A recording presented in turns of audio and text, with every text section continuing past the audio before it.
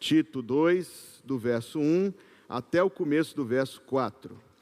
Tu, porém, fala o que convém à sã doutrina. Os velhos, que sejam sóbrios, graves, prudentes, sãos na fé, no amor e na paciência. As mulheres idosas, semelhantemente, que sejam sérias no seu viver, como convém às santas, não caluniadoras, não dadas a muito vinho, mestras no bem. E aqui só o começo do verso 4, para que ensinem as mulheres novas. O povo de Deus diz, amém. Imagine um funcionário, um empregado, um trabalhador, que o contrato de trabalho com a empresa é que ele tem de estar lá de segunda a sexta-feira, de 8 a 18 horas. Em troca desse trabalho, ele recebe da empresa um salário X. Só que esse funcionário, todos os dias, lá pelas 15 horas, ele diz para si mesmo, não, eu já trabalhei muito hoje. Eu já fiz a minha parte, aqui tá bom. E das 15 às 18 ele fica no celular, nas redes sociais, mandando mensagem no WhatsApp, telefonando para a tia, no telefone da empresa, etc. Segundo cenário, imagine um funcionário contratado para trabalhar de segunda a sexta-feira, de 8 a 18, só que toda segunda-feira, por qualquer razão, ele chega meio indisposto. Ele diz, eu estou cansado do fim de semana, hoje eu vou ficar aqui só...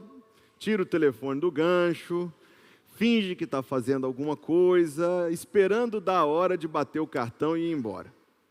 Esse funcionário é um bom funcionário ou um mau funcionário?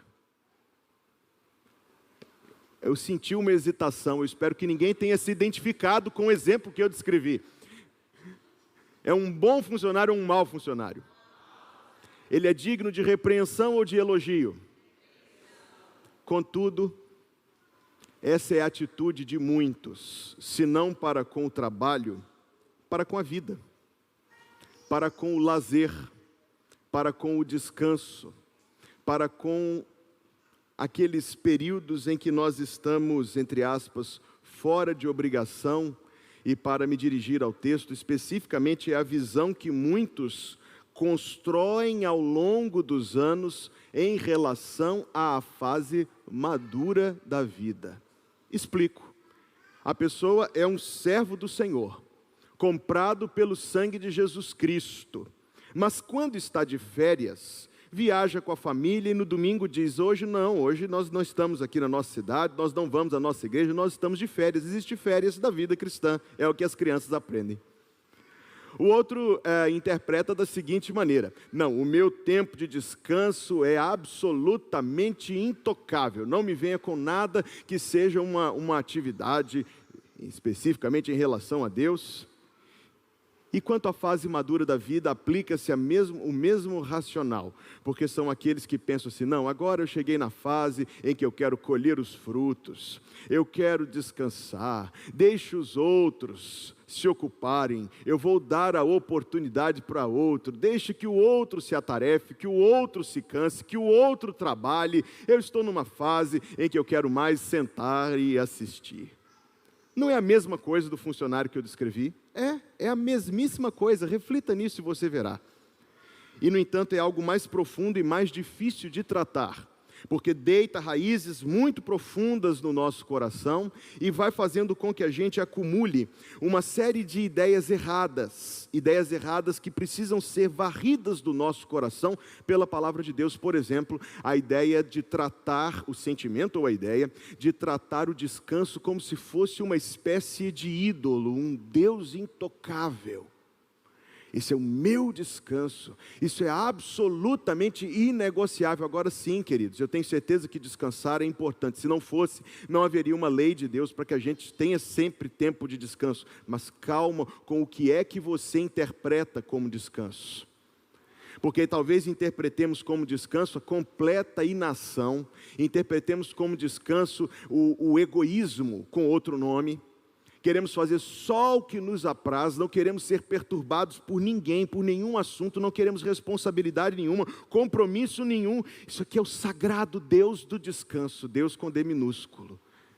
Observe se essa não é a atitude de tantos. Vivem só procurando o descanso.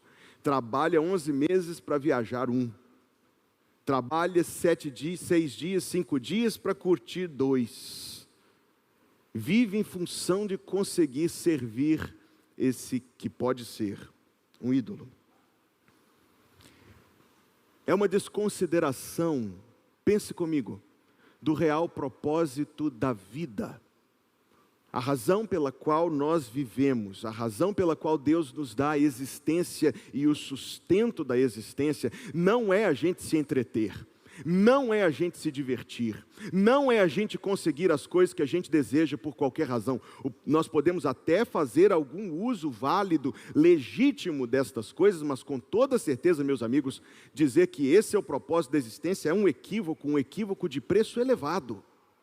O propósito da existência, nós sabemos disso porque temos este livro sagrado que é a Bíblia. O propósito da existência é glorificar a Deus tendo comunhão com Deus.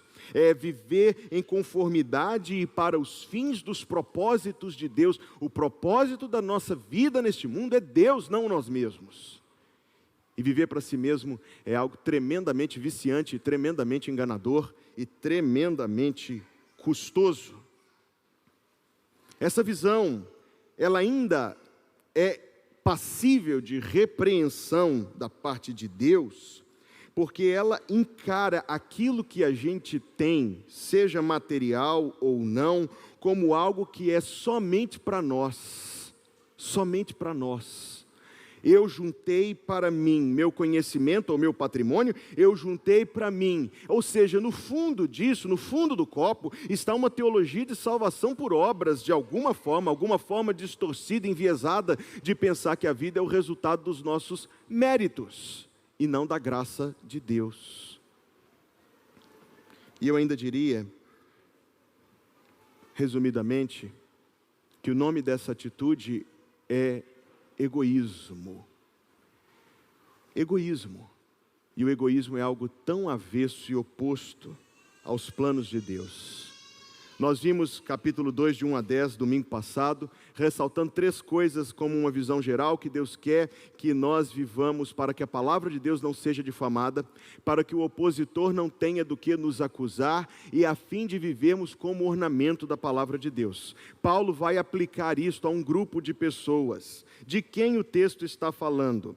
Porque o versículo 2 fala dos velhos e o versículo 3 fala das mulheres idosas. Só que a tradução aqui nos engana, até porque esse marco referencial está sendo empurrado cada vez mais para lá, por causa dos avanços da medicina, por causa das comodidades do mundo moderno. Alguém me mandou esta semana que uma organização ou entidade, seja lá qual for, determinou que a pessoa só chega a esse nome idoso aos 80. O que fez muitos se sentirem assim, maravilhosamente felizes. Justo. Mas nós precisamos entender esta linha divisória, essa faixa etária que a Bíblia determina, não pelos conceitos do nosso tempo, mas pelos conceitos do tempo que estas palavras foram escritas. Ou seja, a pergunta que eu estou fazendo para o texto é: Paulo, você está falando para quem? A palavra presbiteros, presbitidas, não é no sentido de presbítero como oficial da igreja, mas como pessoas que já passaram da idade de gerar. Simples assim. Esta é a linha divisória. Pessoas que já passaram da idade biologicamente de gerar crianças. São pessoas maduras. São pessoas que já conseguiram ganhar um pouco mais de discernimento pelas experiências da vida. Ou pelo menos deveria ser assim. São pessoas que espiritualmente já obtiveram do Senhor a graça de crescer em Cristo. Homens maduros, mulheres maduras, pessoas na fase dos 50 anos, talvez 40, 50, 60. E Deus quer que estas pessoas sejam as fontes de estabilidade, de sabedoria e de exemplo que fortaleça a igreja do Senhor. Então você está sentado aí na cadeira dizendo: o pastor está pregando para esse grupo da igreja hoje, eu não preciso. Um dia quando ele voltar nesse texto eu penso nisso. Não. Você um dia vai chegar lá, amém? Se Deus quiser, um dia você vai chegar lá, a não ser que Jesus volte para nós ou para você. Então um dia você vai chegar nessa fase da vida. E o que Deus espera, nós veremos isso neste texto, de cada pessoa na fase da maturidade, é que essa pessoa se faça uma fonte de estabilidade para a igreja, de conselho, de sabedoria e sobretudo de exemplo. Que alguém que esteja querendo saber como é que se vive a vida cristã, olhe para você. Alguém que está começando a construir a sua vida conjugal, possa olhar para um casal que já venceu as batalhas, que já atravessou o mar revolto e possa dizer, eu quero olhar para esse casal, para eu saber como é que se vive. Alguém que tem filhos pequenos, possa olhar para alguém que conseguiu criar os seus filhos no temor do Senhor e dizer, eu quero olhar para esse casal e aprender como é que se cria filhos no temor do Senhor. Ser uma fonte de exemplo, de referência para a vida de outras pessoas. Este é o exemplo desse texto. A grande tentação que o mundo oferece às pessoas maduras é que elas vivam egoisticamente. Não, eu já trabalhei, eu já lutei, eu já conquistei, agora eu quero descansar, eu quero desfrutar, eu quero colher os frutos, eu quero viver para mim. E é exatamente isso que o mundo não só incita, mas ensina. E diz que é isso. E talvez aqueles que ainda não chegaram a essa fase da vida possam olhar para dentro do seu coração e descobrir que o mundo já conseguiu semear isso dentro do seu coração, fazendo com que você pense, não, quando eu descansar eu quero comprar um sítiozinho lá em Panacoatira, criar galinha, tirar leite de vaca, viver uma vida assim sossegada, na sombra e na água fresca. O pior de tudo, meus amigos, é que esta ideia, aparentemente sem malícia, faz-nos querer descanso neste mundo, quando Deus tem um descanso muito melhor guardado para nós depois desta vida. Faz-nos pensar que o único descanso que existe é esse, quando existe uma qualidade infinitamente superior de descanso, que é o descanso que Deus tem preparado, como diz a carta aos Hebreus, capítulo 4, ainda resta um descanso para o povo de Deus. Segundo a Bíblia Sagrada, os homens maduros e as mulheres maduras devem ser aqueles que ensinam os mais novos, como diz o começo do versículo 4. Os homens maduros e as mulheres maduras não são aqueles que vão dizer assim, eu já fui à igreja muitos anos, todo domingo, já ensinei minhas crianças a ir ao culto, agora eles que vão porque eu vou passear. Não, não, não, não. É a hora de nós confirmarmos com a continuidade e a perseverança aquilo que ensinamos a vida toda. É a hora de nós confirmarmos com a vida aquilo que confessamos com os lábios. É a hora de nós olharmos, repito, como diz Paulo aqui no versículo 4, para os mais novos. Mais novos na fé, mais novos na vida, mais novos numa fase específica da vida, a respeito da qual você já granjeou experiência e discernimento da parte do Senhor, para que você possa ser uma bênção. Lembra do que estava escrito na lona aqui durante o ano passado? Sê tu uma bênção. Deus ainda quer isto de mim e de você. Deus ainda quer isso de mim e de você. E que nós não caiamos nessa ideia mundana de vivermos a nossa vida para o nosso prazer e para o nosso desfrute. Porque nossa vida tem um objetivo e um somente, que é Jesus Cristo, imitá-lo, servi-lo, amá-lo e glorificá-lo. Então vejamos a recomendação da palavra de Deus para os homens maduros no versículo 2. Eu sei que aí está escrito velhos, mas eu já argumentei que isso não é muito preciso. Outra tradução diz maduros, a NVI diz maduros, a NVT diz maduros. Os maduros, que diz que sejam sóbrios. Homens, sejamos sóbrios. É feio, não convém à glória de Deus um homem que não tem controle das suas ações, que não filtra as suas motivações, que não consegue se assenhorear da sua ira, que não consegue se assenhorear dos seus impulsos mais alegres, inclusive da sua vontade de fazer uma brincadeira talvez inconveniente. A palavra de Deus quer que os homens, eu e vocês, meus irmãos, sejamos sóbrios. A palavra poderia ser traduzida como moderados. Não seremos sequestrados por impulsos. Não seremos carregados por sentimentos, nem pela opinião alheia. Seremos homens sóbrios. Veja que a palavra seguinte é uma palavra grave, porque diz, quer que os homens sejam sóbrios e graves. O que quer dizer grave? Grave talvez queira dizer sério, não carrancudo. É uma coisa terrível quando um homem se entrega à amargura, fica aquela pessoa sempre reclamando, sempre impondo defeito em tudo, implicante e não sei o que mais e tal. E a irmã está pensando, pastor está falando do meu marido. Não, em nome de Jesus não estou. O homem deve ser grave. Ele é capaz de discernir o que é motivo de alegria e o que é motivo de tristeza. Eu estava outro dia viajando de Recife para cá, e do meu lado no avião sentou-se um senhor que estava lendo um livro. Eu tenho um hábito, não é um hábito saudável, mas se alguém está lendo um livro do meu lado, eu dou uma conferida que livro é. Ele estava lendo um livro de piadas. E como ele lia bem devagarzinho, ele virava a página, eu olhava, lia todinho e esperava ele virar a próxima página. Mas eu não vi piada nenhuma ali que fosse motivo de rir. As coisas que o mundo diz que são motivos de rir, são motivos de chorar. As coisas que o mundo trata como engraçadas, são razões de lamento. Trata como se fosse engraçado aquilo que é repugnante aos olhos de Deus. Então, para a gente olhar também o que é que nos faz rir. E aqui eu estou me dirigindo primeiramente, mas não exclusivamente a vocês, homens, meus irmãos varões. Porque a palavra de Deus quer que eu e vocês sejamos sóbrios e graves. Não carrancudos, nem amargos. Mas homens que vamos rir daquilo que é digno de sorriso e de felicidade. Não moldados por um padrão mundano, de humor. Deus quer que nós sejamos prudentes. E depois de ter passado aqui vários domingos pregando sobre o temor do Senhor, eu sinto que esse conceito está de alguma forma mais claro para nós. O homem prudente é o homem que não trata as coisas com leviandade.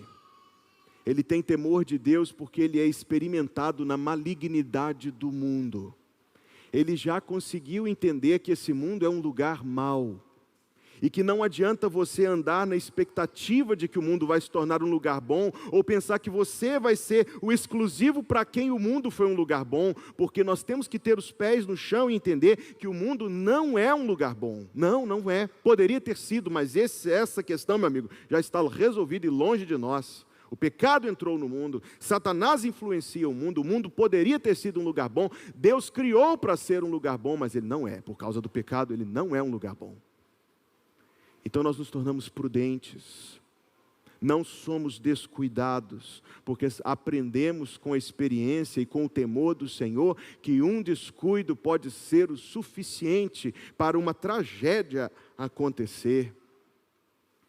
Homem de Deus, meu irmão, Deus quer que você seja sóbrio, grave, prudente, isso não é só para os maduros. Deus quer que você vá se preparando hoje para essa fase da vida que está à sua frente. Deus quer que você seja varão, meu irmão, sadio na fé.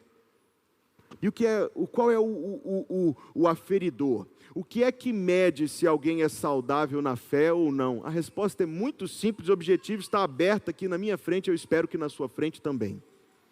É isto que indica a saúde na fé. Se as convicções estão de acordo com o livro de Deus, se o procedimento está de acordo com o livro de Deus, se a vida da pessoa é moldada pela palavra de Deus, se está fora da palavra de Deus, não é sadio na fé. Pastor, eu gostaria de saber então, objetivamente, como é. Diga aí em poucas palavras, 5 passos para a gente ser sadio na fé. Não tem, meu amigo.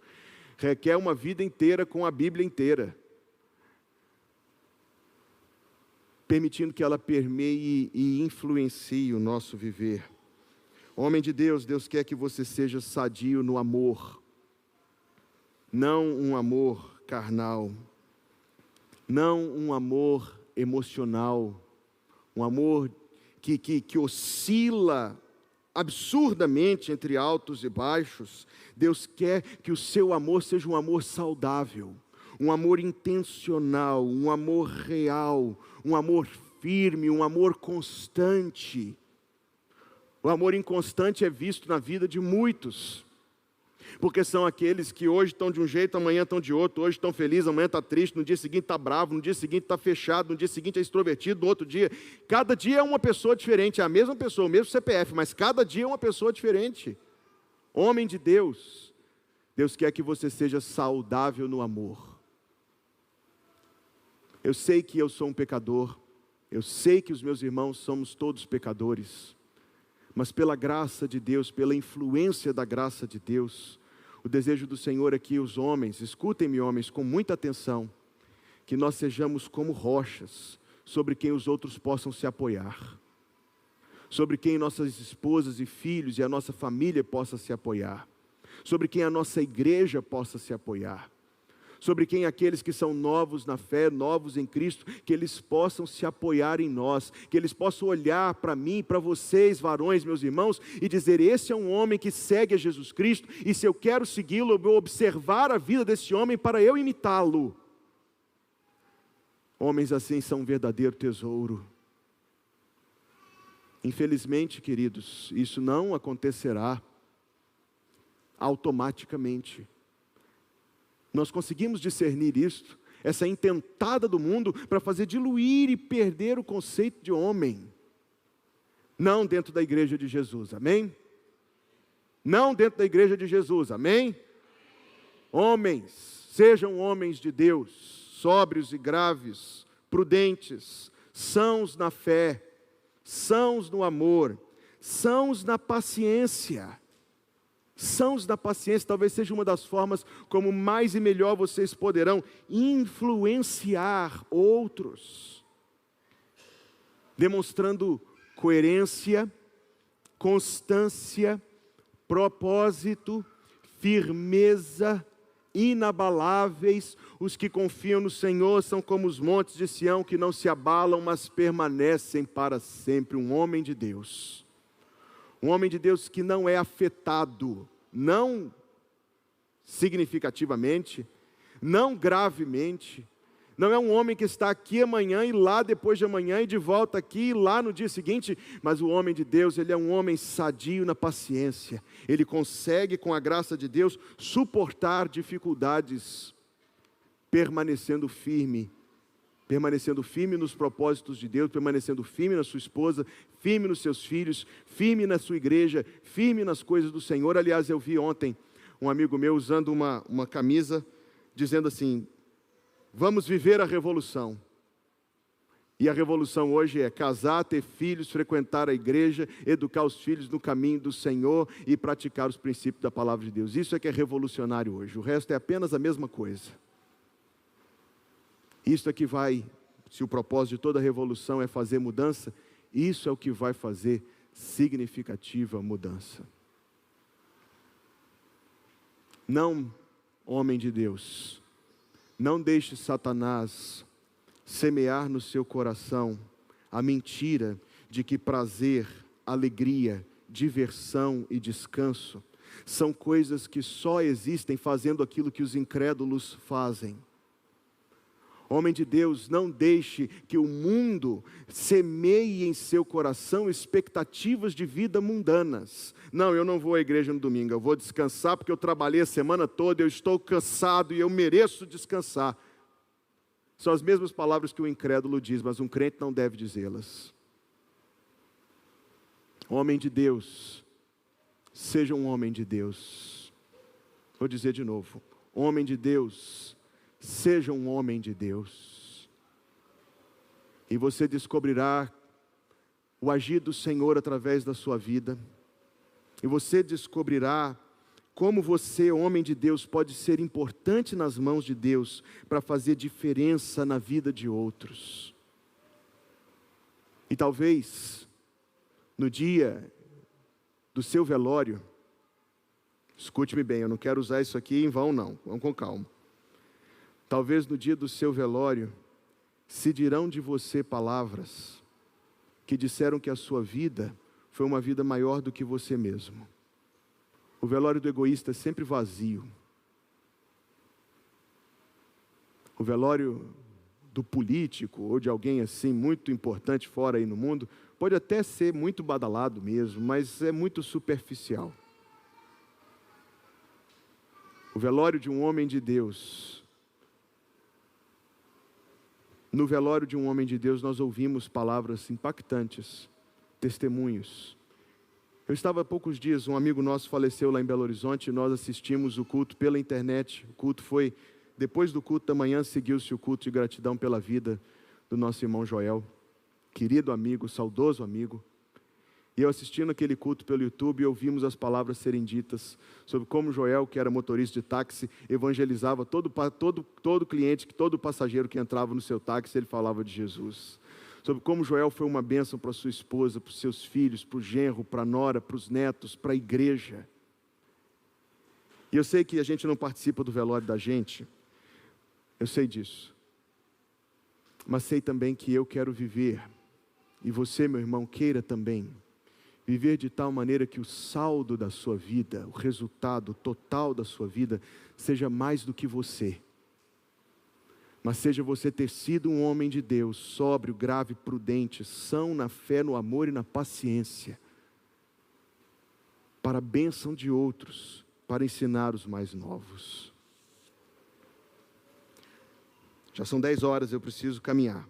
Deus tem algumas recomendações para as mulheres maduras também. Você achou, minha irmã, que eu ia bater só nos homens hoje? Versículo 3. E bater aqui é uma palavra tão inadequada, não é verdade? Você achou que eu ia pregar só para os homens hoje? O versículo 3 diz: as mulheres maduras, semelhantemente, sejam sérias no seu viver como convém às santas, não caluniadoras, não dadas a muito vinho, mestras no bem. E eu quero apenas fazer 3 apontamentos neste texto aqui. Primeiro, quando diz sérias no seu viver como convém às santas, a Almeida, revista atualizada, a nova Almeida atualizada, dizem conduta reverente. Aqui nós temos uma palavra muito interessante. Você que gosta de grego, lá está escrito hieroprepes. E a palavra hieroprepes, conduta reverente ou sérias como convém às santas, significa basicamente o seguinte: agir como uma sacerdotisa. Agir como uma sacerdotisa. Vou dizer de novo: agir como uma sacerdotisa. Ora, no templo e no tabernáculo não havia sacerdotisas, mas na igreja de Jesus Cristo há sacerdotisas. Eu não penso que haja presbíteras, bispas, pastoras, eu penso que não, penso que a palavra de Deus não ensina isso, mas sacerdotisas há, porque cada mulher que é convertida a Jesus Cristo, que é salva, em quem o Espírito Santo habita, cada mulher lavada no sangue de Jesus Cristo, é uma sacerdotisa de Deus, é uma sacerdotisa de Deus, porque você oferece culto a Deus, não oferece? Você representa Deus como portadora do nome de Deus, você fala de Deus para outros, quando ora, fala de outros a Deus, é o seu dever de intercessão, são deveres sacerdotais. Então Paulo coloca que as mulheres devem ter uma conduta de sacerdotisas. Isso aqui seria um sermão inteiro, eu acho, para poder pensar com vocês o que isso aqui significa, mas o meu tempo está estreito hoje. Uma mulher que anda em todo lugar como alguém que tem acesso a Deus, como alguém que está no serviço de Deus, como alguém que conhece a Deus, como alguém que tem comunhão com Deus, como alguém que sabe quem Deus é, que sabe o que Deus quer. Viver sacerdotalmente é a primeira coisa que Deus quer de você, minha irmã. Veja o que o mundo está fazendo com as mulheres. O mundo pega as mulheres, mastiga e cospe. O mundo pega as mulheres e as expõe a aquilo que com toda certeza não vem de Deus, nem vem da palavra de Deus, porque as vulgariza. trata as mulheres como se fossem pessoas de uma vulgaridade chula. Não é o que nós vemos no mundo hoje, meus irmãos. Não é o que nós vemos. Uma vez eu conversei com um homem que tinha um bar perto de uma universidade. E esse homem dizia que as meninas, as jovens, é que eram terríveis. Elas é que bebiam mais do que os homens. Elas é que usavam mais droga do que os homens no ambiente do seu bar. Elas é que pegavam pesado. É a influência do mundo sobre as mulheres. Mulheres vivendo de uma maneira chula, baixa, vulgar. Deus quer que vocês, minhas irmãs, vivam como aquelas que vivem no sacerdócio do Senhor. Por isso o texto diz, como convém às santas. Essa tradução coloca muita ênfase nisso, a tradução que eu uso. Como uma mulher santa andando, como uma mulher santa vivendo, como uma mulher santa. Eu precisarei voltar nesse assunto ocasionalmente, meu tempo agora não permite.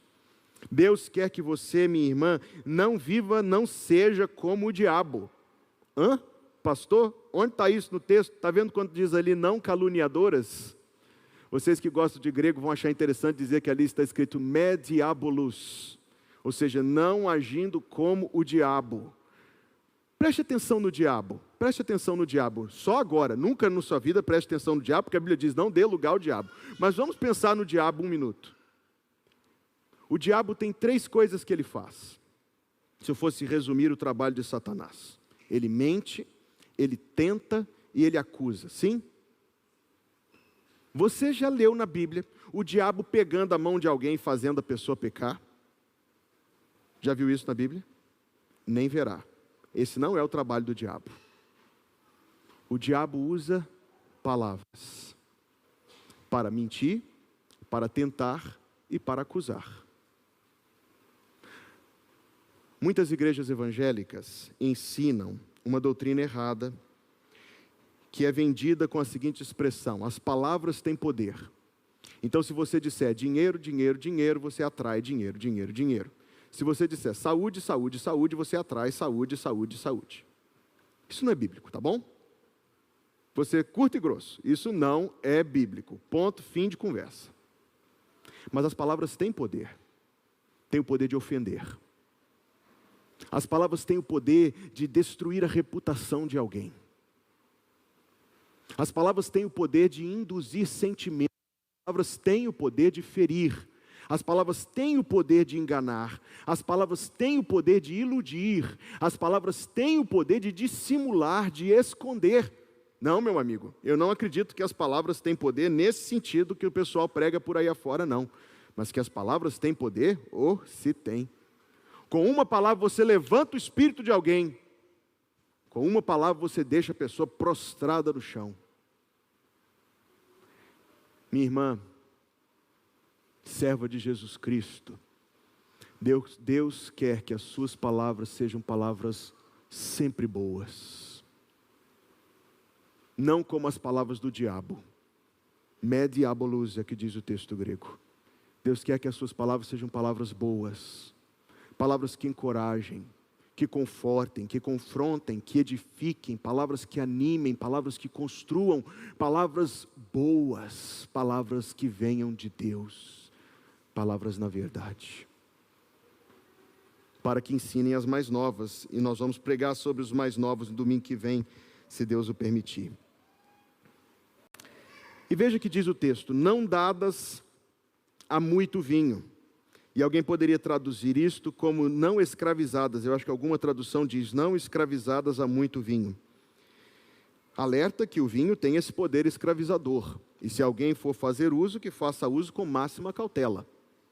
Mas especificamente, nós devemos olhar aqui não para o vinho em si somente, também. Mas para o vinho como uma fonte de prazer. O vinho como algo que, segundo aqueles que fazem uso, alegra o coração. Portanto, até aquilo que é prazeroso, escute-me bem, porque este é o ponto da mensagem. Até aquilo que é prazeroso pode algemar e deve ser usado com sabedoria e com prudência.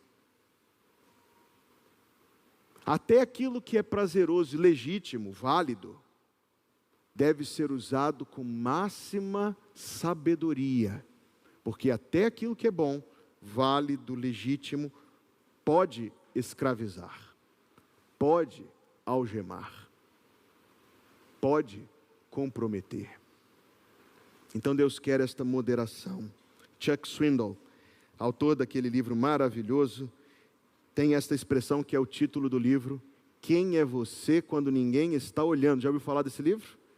Quem é você quando ninguém está olhando? Ele diz que isso é o caráter, é quem a gente é quando ninguém está olhando, é como nós agimos nos momentos em que nós nos deixamos à vontade. E a palavra de Deus aconselha todos nós, e aqui esse texto se dirige às irmãs, mas se dirige a todos em alguma medida, que nós façamos uso daquilo que é bom, válido, legítimo, prazeroso, com cautela, com cuidado, com prudência, com sabedoria. E eu me lembro que o fruto do Espírito é também amor, alegria, paz, benignidade, bondade, longanimidade, mansidão e... Se você memorizou esse texto lá na tradução antiga, você memorizou como temperança. A tradução mais nova diz, domínio próprio é também o fruto do Espírito. E qual é o objetivo desta forma de viver? Está nas primeiras palavras do versículo 4. Para que ensinem as mais novas. O propósito de Deus, desde o Antigo Testamento e hoje também, é o de que o seu povo, escute-me atentamente, é o de que o seu povo seja um povo onde uns cuidam dos outros, uns encorajam aos outros, uns confortam e confrontam e ensinam e sustentam uns aos outros. Este é o padrão da palavra de Deus, como nós lemos lá no Salmo 78. O que ouvimos e aprendemos e nossos pais nos têm contado, não o encobriremos aos seus filhos, mostrando à geração futura os louvores do Senhor, assim como a sua força e as maravilhas que fez. Versículo 6 do Salmo 78. Para que a geração vindoura soubesse, os filhos que nascessem, os quais se levantassem e contassem a seus filhos, para que pusessem em Deus a sua esperança e não se esquecessem das obras de Deus, mas guardassem os seus mandamentos. Quando a gente abre o YouTube, tem um monte de vídeos lá, tutoriais. Talvez você já tenha assistido tutorial de como fazer alguma coisa, de como consertar alguma coisa em casa. Eu assisto tutorial, aprendi com a minha esposa a assistir tutorial para poder aprender a fazer as coisas de casa e outras coisas que a gente não sabe. Aí você sabe como é o YouTube, alguém brinca e faz tutorial de como beber água, tutorial de como abrir uma porta, essas bobagens que tem lá. Deus quer que a sua vida seja um tutorial de como seguir a Jesus Cristo para aqueles que estão vindo após você. Seus filhos, em primeiro lugar, mas não somente eles.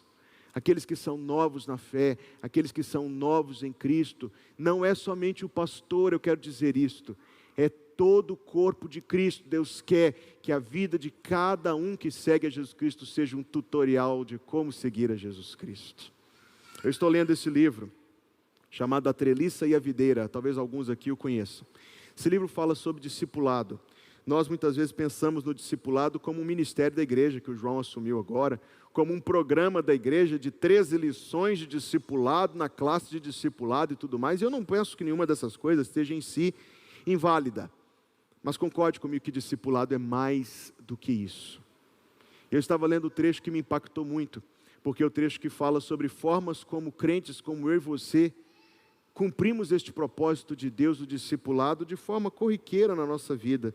Meu tempo está quase acabando, eu preciso ler só alguns exemplos. O filho adolescente de Sara está tendo problemas no ensino médio, e quando conversam à noite, ela lhe assegura que Deus é mais forte e mais fiel do que qualquer amigo e ora com seu filho. Discipular o seu próprio filho. Um amigo está conversando com o outro após o culto e lhe diz como foi encorajado por um versículo da Bíblia ao longo da semana. Um discipulado quase despretensioso, apenas confirmando a palavra de Deus e o seu poder encorajador. Uma amiga está preocupando com outra que luta com ansiedade e tem faltado à igreja e manda uma mensagem para ela com encorajamento, citando alguns versículos e se oferecendo para orarem juntas. Wagner frequenta um grupo de estudo bíblico toda semana na casa do seu amigo com 6 outras pessoas e juntos eles leem a palavra de Deus e oram juntos uns pelos outros, pequenos grupos, fontes de bênção na vida da igreja. Irene é um pouco idosa e acha difícil sair, mas telefona para sua amiga Jane toda segunda-feira, fala com ela sobre o texto bíblico que leu e ora com ela ao telefone. Não é um programa da igreja, não precisa esperar a gente fazer um culto aqui para você escrever seu nome numa lista, é algo que você pode fazer para ser uma bênção na vida de outros. Bem, os exemplos são muitos, mas o que eu quero dizer é o seguinte: se você já chegou à fase madura da vida, Deus quer de você um novo ministério, o ministério de prestar auxílio aos cordeirinhos de Cristo, de dividir com eles as bênçãos que você já acumulou ao longo dos anos na presença do Senhor. Se você ainda não chegou a esta fase, que Deus te dê alguém assim na sua vida, amém? Que você se prepare para ser alguém assim, e na verdade, além da questão de fase da vida, existe uma forma como cada um de nós pode tomar posse dessa verdade que nós ouvimos, e colocar isso em prática, e assim glorificar a Deus. Deus quer, irmãos, que nós vivamos para a sua glória. A vida egoísta, voltada só para si mesmo, não é a vida para a glória de Deus. Que o Senhor dê graça a mim e a você, para entender isso, para guardar isso no coração, e para vivermos a nossa vida neste mundo, para a glória de Deus, amém? Que a graça de nosso Senhor Jesus Cristo, o amor de Deus, o nosso Pai que está nos céus, e a comunhão do Espírito Santo, seja conosco, irmãos, hoje e todos os dias, até que Cristo venha nos buscar. Em nome de Jesus, amém. Amém.